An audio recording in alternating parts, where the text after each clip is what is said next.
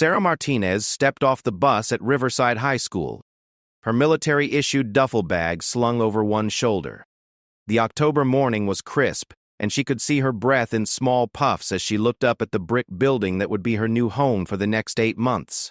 At 28, she was older than the typical high school student, but her cover required her to blend in as a transfer student while she completed a classified intelligence mission in this small Virginia town. The mission briefing had been clear: investigate suspected arms trafficking through the school's administrative network. Someone was using the school's computer systems to coordinate illegal weapons sales to domestic terrorist groups. Sarah's job was to gather intelligence and identify the perpetrators without blowing her cover. As a decorated Navy SEAL commander with 15 years of service, she had completed missions in hostile territories around the world. But high school presented its own unique challenges. Walking through the main entrance, Sarah noticed the typical cliques that formed in school hallways. The popular kids clustered near the trophy cases, their designer clothes and confident postures marking their territory. The athletes gathered by the gym doors, still wearing their practice gear from early morning training. The academic achievers huddled near the library entrance, comparing notes and discussing upcoming tests. Sarah had studied teenage behavior extensively for this mission. She understood the social dynamics, the unspoken rules, and the hierarchy that governed high school life.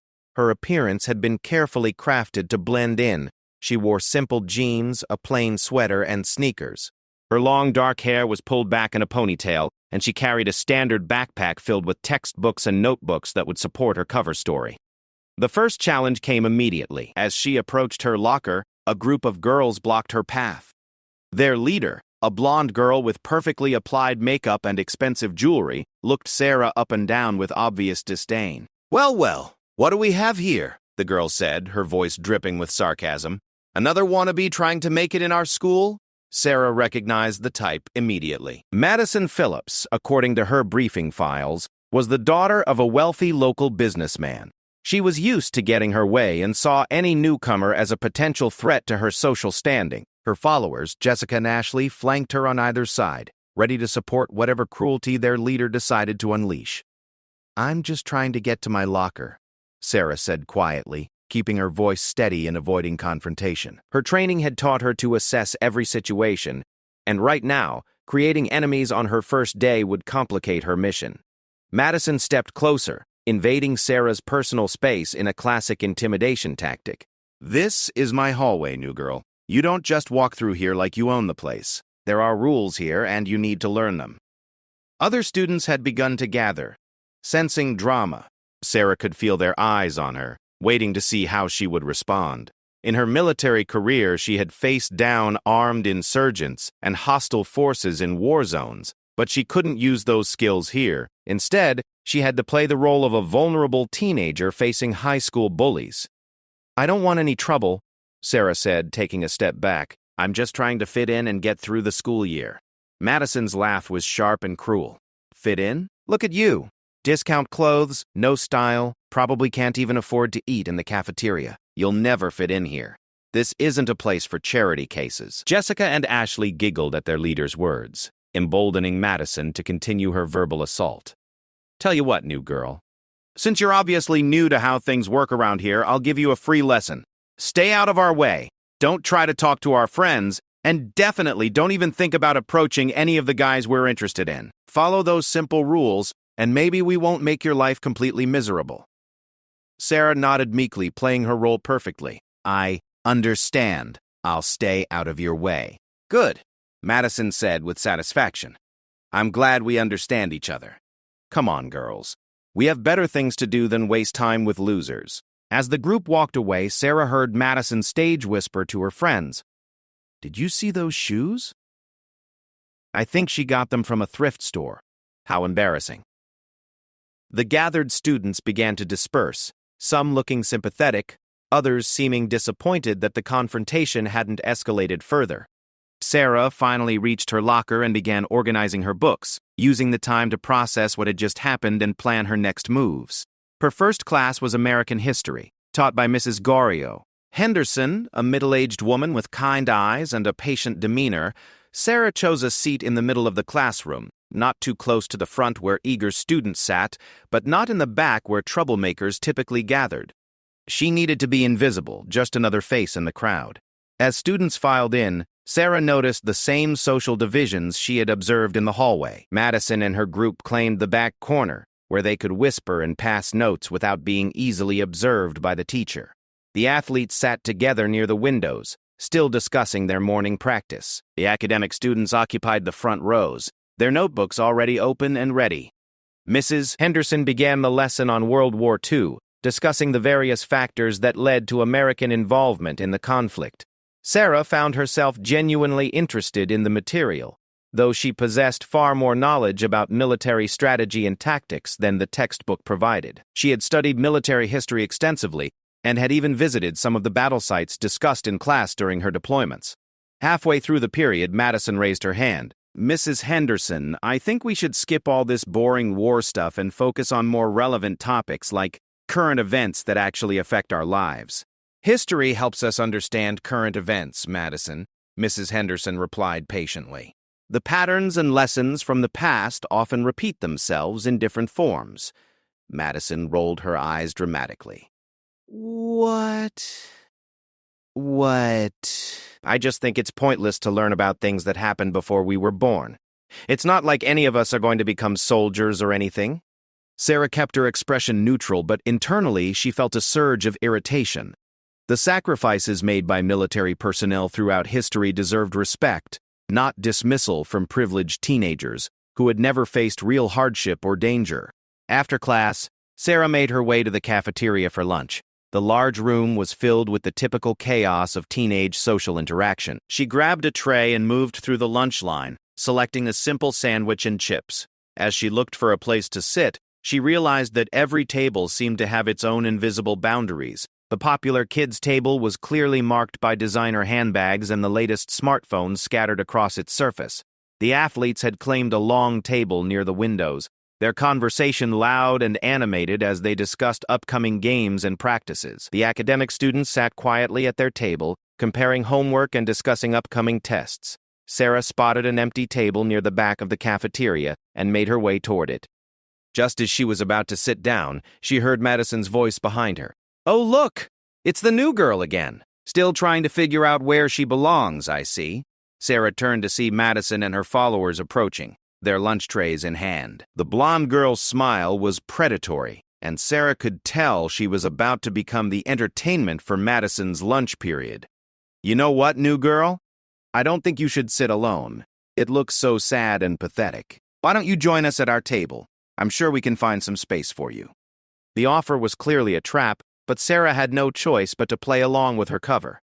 She followed Madison to the popular kids' table, where several other students were already seated. Their conversation stopped as she approached, and she could feel their curious and judgmental stares. Madison gestured to an empty chair at the far end of the table. "You can sit there. Just remember, this is a privilege, not a right. You're here because I'm feeling generous today." As Sarah sat down, Madison immediately began her interrogation. "So, new girl, tell us about yourself. Where did you transfer from? What do your parents do? Do you have any talents, or are you just completely ordinary?" Sarah had prepared answers for these questions, but she delivered them hesitantly, as if she were nervous and intimidated. "I transferred from a school in California. My dad is in business and my mom is a teacher. I don't really have any special talents." "California?" Jessica chimed in. "Why would you move from California to here? That doesn't make any sense. California is so much cooler than this boring town." "My dad's job transferred him," Sarah replied simply. "I didn't have a choice in the matter." Madison leaned forward, her expression calculating. "What kind of business is your dad in? Is he successful, or is he just another corporate nobody?" Their essays about history. Madison was trying to determine her social status. Based on her family's wealth and connections, "He works for a consulting company. We're not rich or anything, just getting by." "I thought so," Madison said with satisfaction. "I can always tell when someone is from a lower-class family. It shows in everything, the clothes, the attitude, the way they carry themselves. You can't fake breeding and class." Ashley nodded enthusiastically. It's so true. Some people just don't have what it takes to run in our circles. They don't understand the lifestyle or the expectations. Sarah bit her tongue, reminding herself that this verbal abuse was necessary for her mission. In reality, her military career had taken her around the world, exposing her to different cultures and ways of life that these sheltered teenagers couldn't even imagine. She had dined with foreign dignitaries, coordinated with international allies, and earned respect through her actions and leadership abilities. "Tell us about your hobbies," Madison continued. "Please don't say reading or studying. Those are so boring and predictable." "I like to exercise and stay in shape," Sarah answered honestly. "I enjoy running and working out." Madison and her friends exchanged glances. "Working out? Like at a gym? Do you even have a membership somewhere decent, or do you just run around the neighborhood like some kind of vagrant?" "I mostly run outdoors," Sarah said. "I find it relaxing and peaceful." "How quaint," Madison said with mock sympathy. "I suppose when you can't afford a proper gym membership, you have to make do with whatever free activities are available." The lunch period continued with more subtle and not-so-subtle put-downs. Madison seemed to take pleasure in making Sarah feel unwelcome and inferior. She criticized everything from Sarah's hairstyle to her choice of lunch food, always maintaining a veneer of fake friendliness that made her comments even more cutting.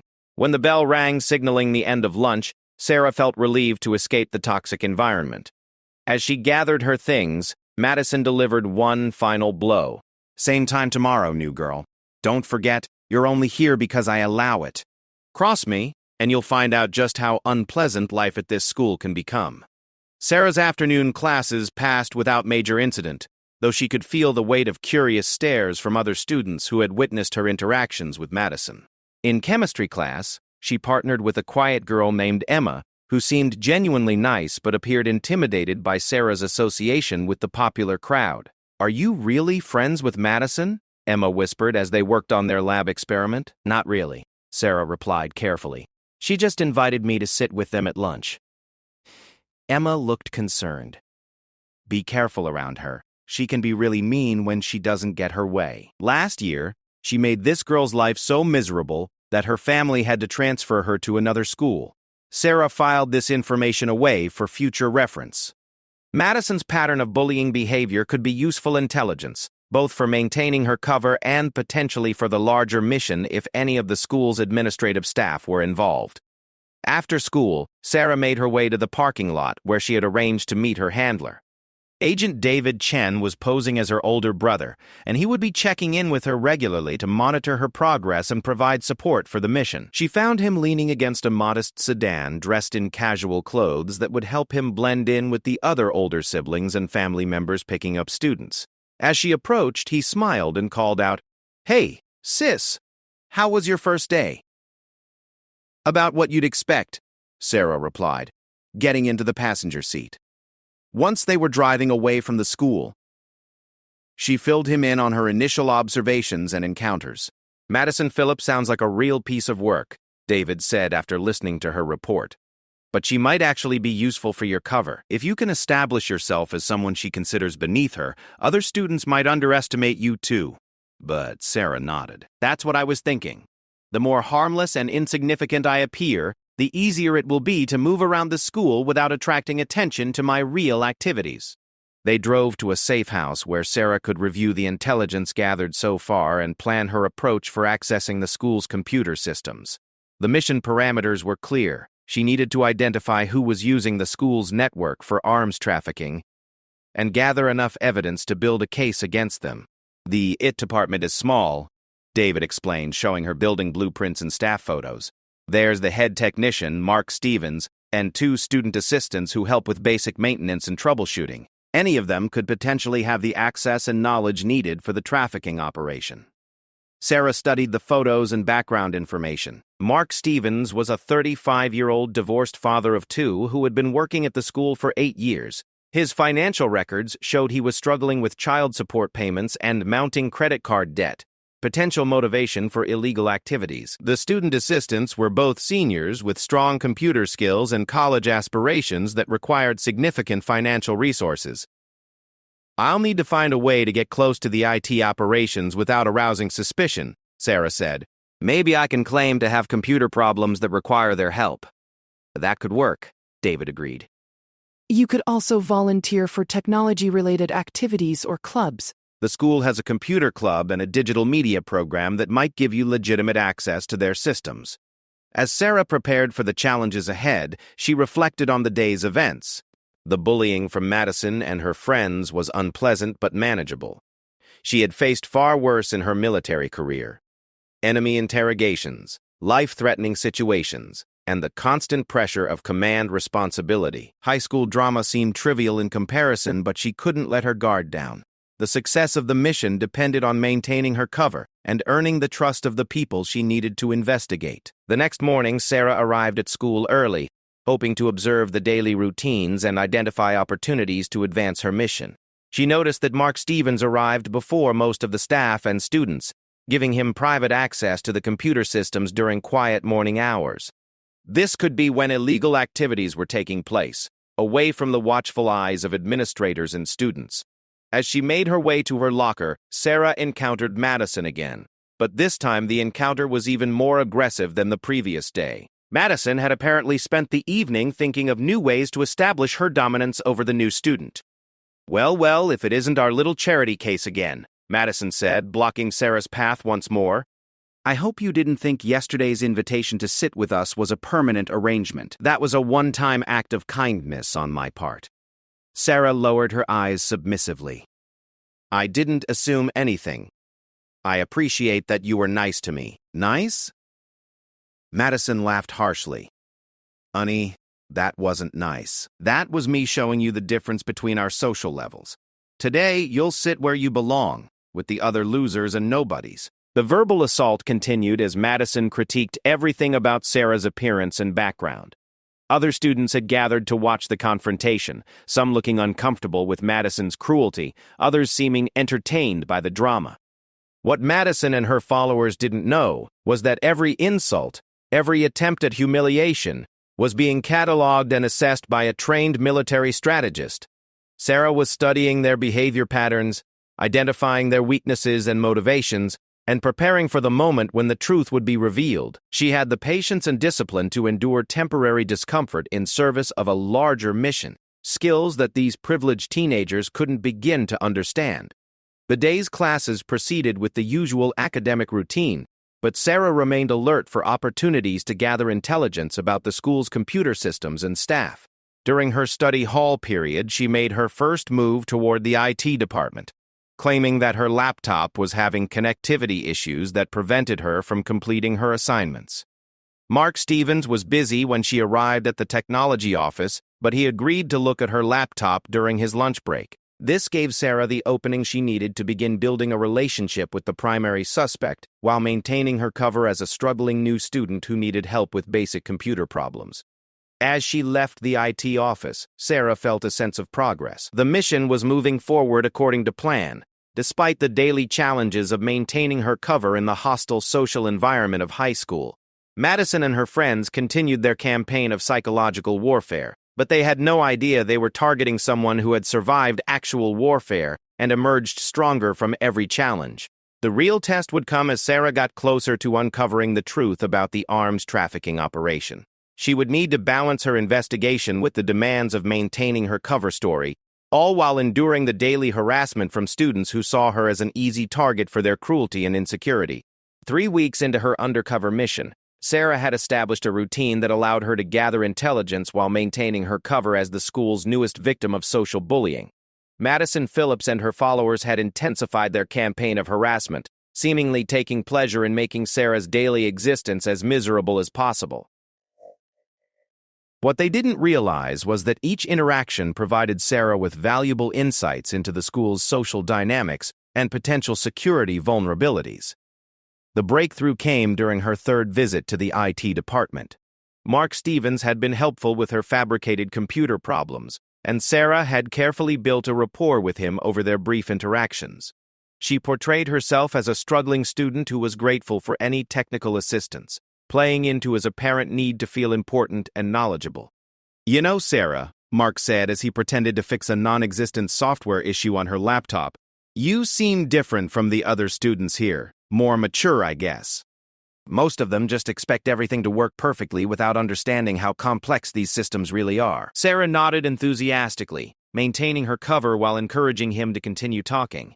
I really appreciate all the help you've given me. Technology can be so confusing, and I don't want to fall behind in my classes just because I can't figure out the computer stuff. Mark's expression softened, and Sarah could see that her strategy was working. He was beginning to see her as someone who valued his expertise and respected his position. This was exactly the kind of relationship she needed to develop, access to sensitive information about the school's network operations. Tell you what, Mark said, lowering his voice conspiratorially.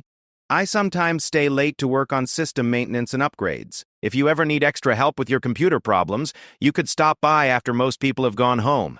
I'd have more time to really troubleshoot any issues you're having. This was the opportunity Sarah had been waiting for. After-hours access to the IT department would allow her to investigate the network traffic and communication logs that might reveal evidence of the arms trafficking operation. She accepted his offer gratefully, arranging to return the following afternoon. Meanwhile, Madison's harassment had reached new levels of creativity and cruelty. During lunch on Thursday, she orchestrated an elaborate public humiliation that drew the attention of nearly every student in the cafeteria. "Attention, everyone!" Madison announced, standing on a chair to address the crowded room. "I want to tell you all about our new student, Sarah Martinez. She's been at our school for 3 weeks now, and I think it's time we properly welcomed her to our community." Sarah felt every eye in the cafeteria turn toward her, but she remained seated at the lonely table where she had been relegated after being banned from the popular kids section. Madison's voice carried clearly across the room, dripping with false sweetness that made her intentions obvious to everyone present. Sarah comes from California, where apparently they don't teach people how to dress appropriately or maintain basic hygiene standards. She's been struggling to fit in here, which isn't surprising considering her obvious lack of social skills and family breeding. A few students laughed nervously while others looked uncomfortable with the public nature of Madison's attack. Sarah kept her expression neutral, reminding herself that this humiliation was temporary and necessary for her mission's success. Madison continued her speech, warming to her theme. "I tried to be charitable and include her with my friends, but it quickly became clear that she simply doesn't have what it takes to run in our social circles. Some people are born with class and sophistication, while others are just, well, let's be honest about what we're looking at here." The cafeteria had fallen quiet except for Madison's voice. Even the lunch staff had stopped their work to watch the spectacle unfolding in their domain. Sarah could feel the weight of dozens of stares, some pitying, others curious about how she would respond to such a public attack. "So I want everyone to understand," Madison said, her voice rising dramatically, "that Sarah Martinez is not one of us. She doesn't belong at our parties, she shouldn't try to join our conversations, and she certainly has no business thinking she could ever be accepted by the people who actually matter at this school." The silence that followed Madison's declaration was deafening. Sarah knew that this was a pivotal moment in her cover story. How she responded would determine how the other students perceived her for the remainder of her mission. She needed to appear defeated and humiliated despite every instinct screaming at her to stand up and put Madison in her place. Slowly, Sarah gathered her lunch tray and walked toward the exit, keeping her eyes down and her shoulders slumped in apparent shame. She could hear whispers following her movement, and she caught glimpses of sympathetic faces among the crowd of observers. Madison's laughter echoed behind her as she left the cafeteria, a sound of triumph that made Sarah's jaw clench with suppressed anger. That afternoon, Sarah met with Agent Chen to report on her progress and plan her evening infiltration of the IT department. They reviewed the building schematics and security protocols, identifying the best approach for accessing the computer systems without triggering alarms or leaving traces of her presence. "Madison's public attack might actually work in your favor," David observed after hearing about the cafeteria incident. "If everyone thinks you're a broken, humiliated victim, they'll be even less likely to suspect you of any sophisticated activities." Sarah nodded, though the memory of Madison's cruelty still stung. In her military career, she had earned respect through competence and leadership. Being forced to accept public humiliation without response went against every instinct she had developed over 15 years of service. "I'll be monitoring the building's security feeds tonight," David continued. "If anything goes wrong during your infiltration, I'll create a distraction to help you escape without compromising the mission." That evening, Sarah returned to the school as arranged, meeting Mark Stevens in the IT department. The building was nearly empty, with only a few custodial staff and security guards maintaining their quiet patrols through the hallways. The dimmed lighting and echoing footsteps created an atmosphere that was both eerie and perfect for her covert activities. Mark was genuinely helpful, showing Sarah various troubleshooting techniques and explaining how the school's network operated. As he worked on her laptop, she carefully observed his access procedures and memorized the passwords he entered. Her trained memory cataloged every detail that might be useful for her solo investigation. "The system is pretty sophisticated for a high school," Mark explained proudly. "We've got enterprise-level security and communication capabilities. Sometimes I think it's overkill for what we actually need, but the administration wanted something that could handle future expansion and integration with other educational institutions." Sarah expressed appropriate amazement at the technical complexity while internally noting that such advanced capabilities would indeed be perfect for coordinating illegal activities. The robust security features that Mark described could easily be used to hide unauthorized communications within legitimate network traffic. After an hour of legitimate technical assistance, Mark announced that he needed to run some system diagnostics that would take several hours to complete. He offered to leave Sarah's laptop running the diagnostic programs overnight, suggesting that she could pick it up the following morning before classes began. This was exactly the opportunity Sarah had been hoping for. She thanked Mark profusely for his help and left the building through the main entrance, making sure to be seen by the security guard on duty. However, instead of going home, she circled around to a service entrance that David had identified as having a malfunctioning alarm system. Using lockpicking skills she had learned during her special operations training, Sarah gained entry to the building and made her way back to the IT department through darkened hallways. The familiar weight of her tactical gear, hidden beneath civilian clothes, provided comfort as she moved through the potentially dangerous environment. The IT office was empty when she arrived, with only the soft humming of computer equipment and the glow of multiple monitors to indicate the electronic activity taking place. Sarah quickly accessed Mark's workstation, using the password she had memorized earlier to bypass the security protocols.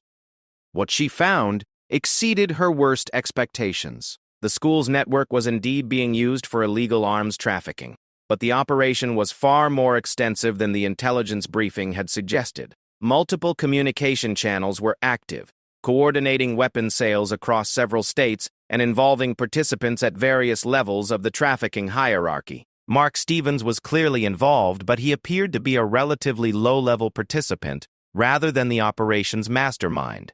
His role seemed limited to providing technical support and maintaining communication security, while the actual coordination and decision-making were being handled by someone with much higher authority and access. As Sarah downloaded encrypted files and communication logs, she began to piece together the trafficking network structure. The operation used legitimate school business to mask illegal communications, hiding weapons transactions within routine administrative correspondence and student record updates. The sophistication of the concealment method suggested involvement by someone with extensive knowledge of both computer systems and institutional operations. A sound in the hallway made Sarah freeze, her hand poised over the keyboard as she strained to identify the source of the noise. Footsteps were approaching the IT department, moving with purpose rather than the random pattern of a security guard making routine rounds. Someone was coming directly to this location with a specific objective. Sarah quickly closed the files she had been examining and moved to her laptop, which was still running the diagnostic programs Mark had initiated earlier. If someone entered the office, she could claim that she had returned to check on the progress of her computer repairs, though being in the building after hours would require some creative explanation.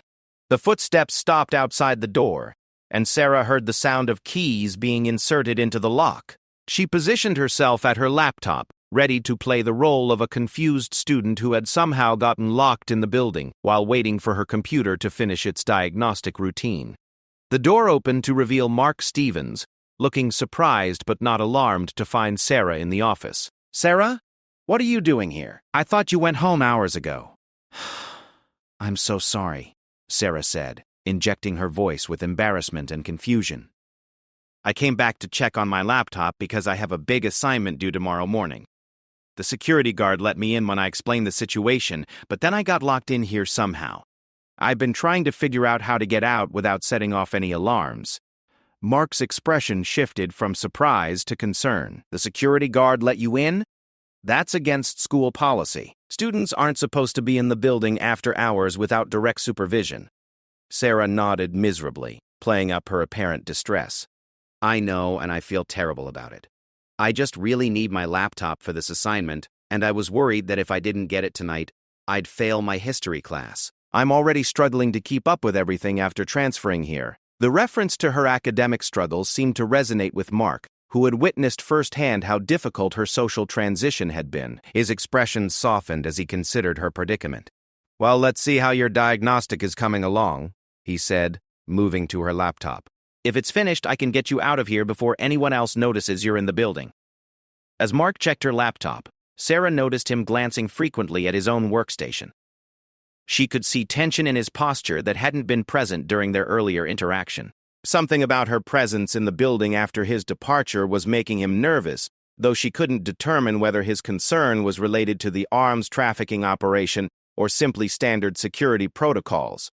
The diagnostic programs had completed successfully, showing no significant problems with Sarah's laptop. Mark pronounced it ready for normal use and began shutting down the various monitoring programs he had initiated. As he worked, Sarah caught glimpses of his computer screen, which displayed several communication windows that definitely weren't part of routine school IT operations. All set, Mark announced, closing Sarah's laptop and handing it to her. I'll walk you out through the main entrance and have a word with the security guard about proper procedures for after-hours access. You won't get in trouble, but this can't happen again. Sarah thanked him repeatedly as they made their way through the darkened hallways toward the main entrance. She maintained her grateful, apologetic demeanor while mentally reviewing everything she had discovered during her investigation. The evidence was compelling but incomplete. She needed more information about the operation's leadership and specific details about upcoming weapons transactions. As they reached the main entrance, Mark paused and turned to face her with a serious expression. Sarah, I want you to be careful about who you trust at this school. There are some people here who aren't what they seem, and getting involved with the wrong crowd could be dangerous. The warning was delivered with genuine concern, but Sarah couldn't determine whether Mark was referring to the social dynamics she had experienced with Madison and her friends, or if he was somehow aware of larger security threats within the school. She nodded solemnly and promised to be cautious about her associations. The security guard at the main desk looked embarrassed when Mark explained the situation, claiming that he had been unaware of any student entering the building during his shift. Mark handled the interaction professionally but firmly, making it clear that proper procedures needed to be followed in the future. As Sarah walked to her car in the nearly empty parking lot, she reflected on the evening's discoveries. The arms trafficking operation was real and active, but identifying all the participants would require additional investigation. Mark Stevens was clearly involved, but seemed to be following orders rather than giving them. The real challenge would be determining who held authority over the operation and how to gather enough evidence to dismantle the entire network. The following morning brought a new level of harassment from Madison and her followers. Word had spread about Sarah's after-hours presence at the school, though the details had been distorted through multiple retellings. By the time the story reached Madison, it had transformed into evidence of Sarah's supposed desperation to gain acceptance through academic achievement. "Can you believe it?" Madison announced to her friends as Sarah passed their lockers. "She was so pathetic that she actually snuck back into school last night to work on homework. How desperate do you have to be to break into a building just to avoid failing a class?" Jessica added her own commentary to the narrative. It's so sad when people from inferior backgrounds think they can improve themselves through education. Some people just aren't smart enough to succeed, no matter how hard they try. Ashley nodded in agreement. My father always says that you can't polish a turd. Some people are just naturally inferior, and no amount of effort will change their basic nature. The cruel laughter that followed these comments was intended to humiliate Sarah further, but instead it reinforced her determination to complete her mission successfully. These privileged students had no understanding of real challenges or genuine accomplishment. Their cruelty was born from insecurity and entitlement, not from any actual superiority of character or ability. During lunch, Sarah sat alone at her designated table, using the time to review her mental notes from the previous evening's investigation. She needed to develop a plan for accessing more detailed information about the arms trafficking operation without arousing additional suspicion from Mark Stevens or other potential participants. Her opportunity came from an unexpected source. Emma, the quiet girl from her chemistry class, approached her table hesitantly, looking around nervously to make sure Madison and her friends weren't watching. "There, I wanted to apologize for how some people have been treating you," Emma said quietly. "Madison can be really cruel, and most people are too scared of her to say anything. But what she's doing to you isn't right." Sarah looked up with genuine appreciation for the first kindness she had received from a student since arriving at the school. "Thank you for saying that, Emma. It means a lot to know that not everyone here thinks I'm a complete loser." Emma sat down across from her, speaking in hushed tones. "You're not a loser at all. Madison just picks on anyone she perceives as a threat, or anyone who doesn't fit her narrow definition of acceptable. Last year, she targeted a girl named Rebecca, who was actually really smart and nice. She made Rebecca's life so miserable that her family finally moved to another state." This information aligned with what Sarah had heard previously about Madison's pattern of bullying behavior. But Emma's next words provided an unexpected insight that could prove valuable for her investigation. "The thing is," Emma continued, "Madison gets away with all this because her father has connections with the school administration. He's on the school board and donates a lot of money to various programs. People are afraid to cross the Phillips family because they have so much influence over school policy and personnel decisions."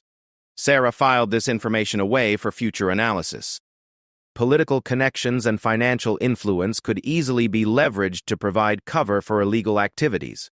If Madison's father was involved in the arms trafficking operation, it would explain how the perpetrators had gained access to the school's computer systems and why they felt confident operating so openly.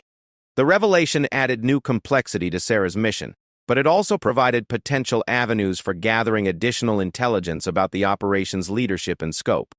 The revelation about Madison's father changed everything about Sarah's mission. Over the next 2 weeks, she carefully investigated the connections between the Phillips family and the school administration, discovering a web of financial relationships and political influence that provided perfect cover for illegal activities. Richard Phillips wasn't just a wealthy businessman. He was the primary coordinator of the arms trafficking operation, using his position on the school board to access facilities and his daughter's social status to monitor potential threats. Madison's cruel treatment of Sarah took on new significance when viewed through this lens. What had appeared to be typical high school bullying was actually a sophisticated security measure designed to isolate and neutralize anyone who might pose a threat to the operation. Madison had been trained to identify potential problems and eliminate them through social destruction, ensuring that no one could gain the trust or access needed to uncover her father's illegal activities. The breakthrough came during Sarah's fourth nighttime infiltration of the IT department.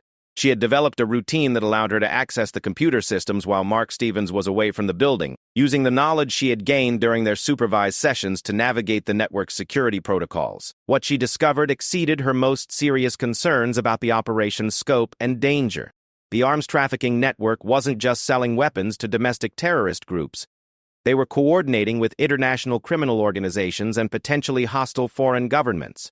The communications logs revealed ongoing negotiations for advanced military equipment, including items that could be used for large-scale attacks on civilian targets. The operation had evolved far beyond simple illegal weapons sales into a national security threat of the highest priority. As Sarah downloaded critical evidence files, she heard the familiar sound of footsteps approaching the IT department. But this time, the pattern was different. Multiple people were moving through the hallways with military precision, their coordinated movements suggesting they were executing a planned operation rather than conducting routine security checks. Sarah quickly closed the files she had been accessing and moved to her prepared cover position. But she knew that something fundamental had changed about her situation. The careful approach and coordinated timing suggested that her cover had been compromised, and that she was walking into a trap that had been set specifically for her. The door burst open with explosive force, revealing not school security or even local police, but a team of armed men wearing tactical gear and carrying military-grade weapons.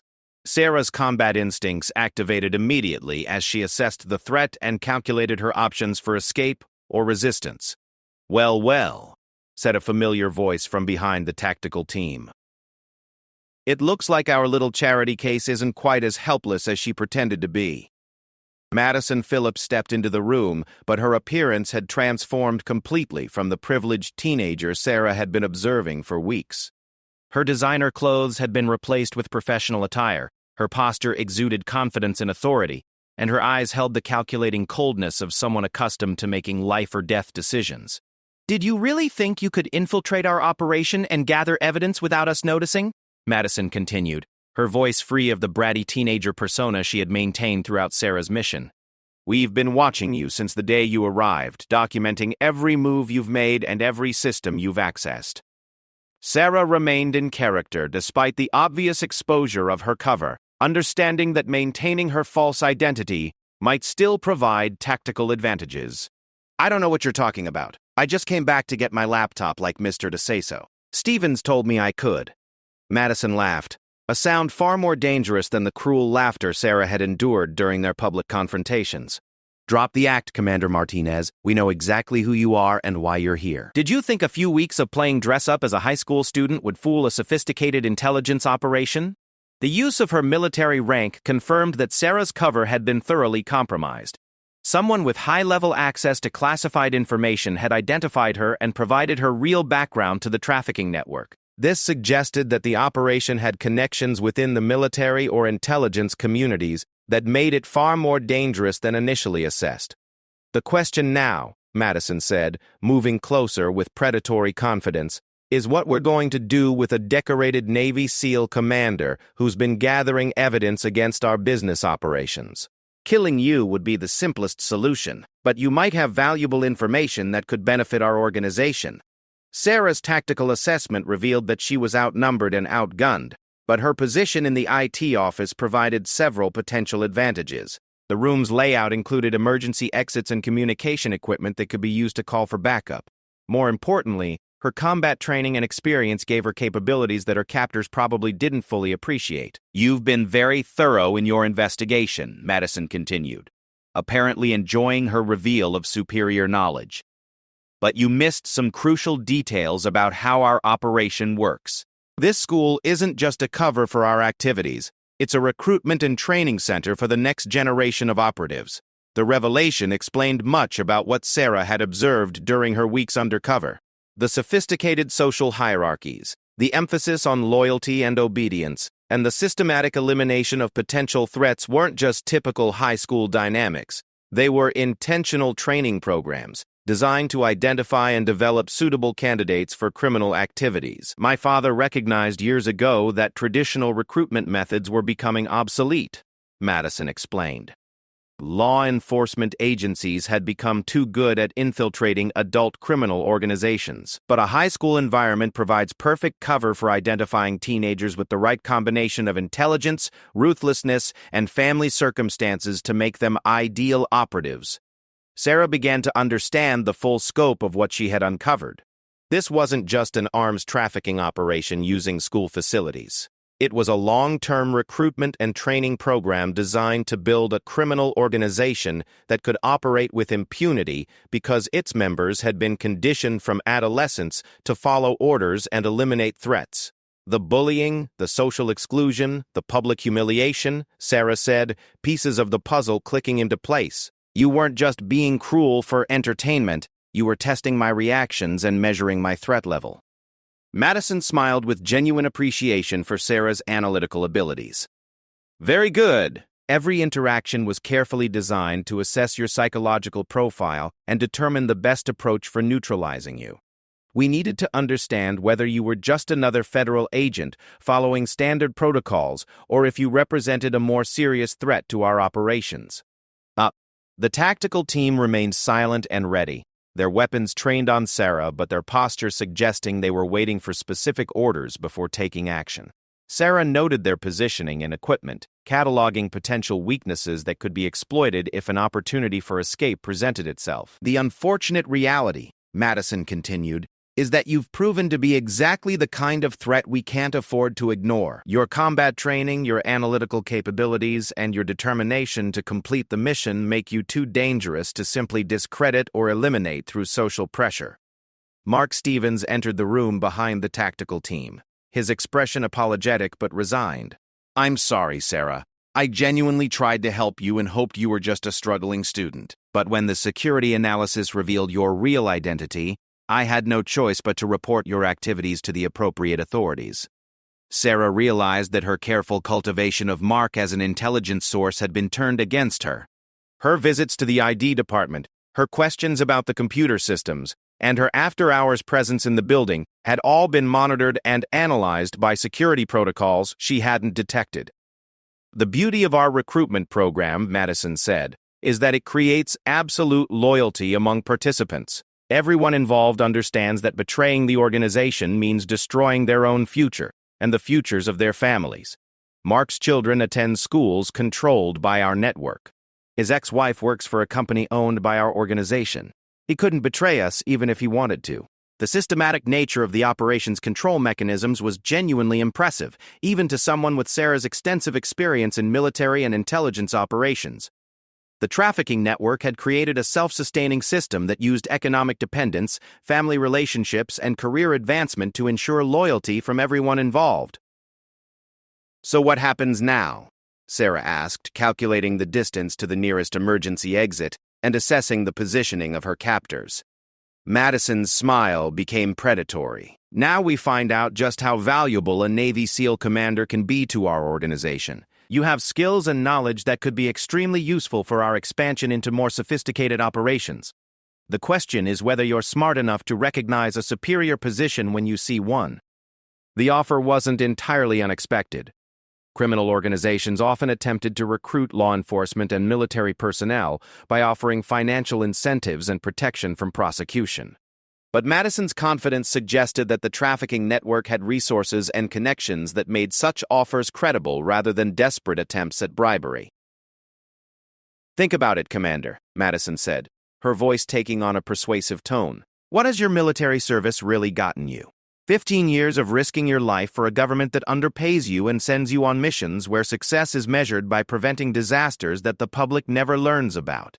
You've earned medals and commendations that mean nothing outside military circles, while people like my father build real wealth and power through private enterprise."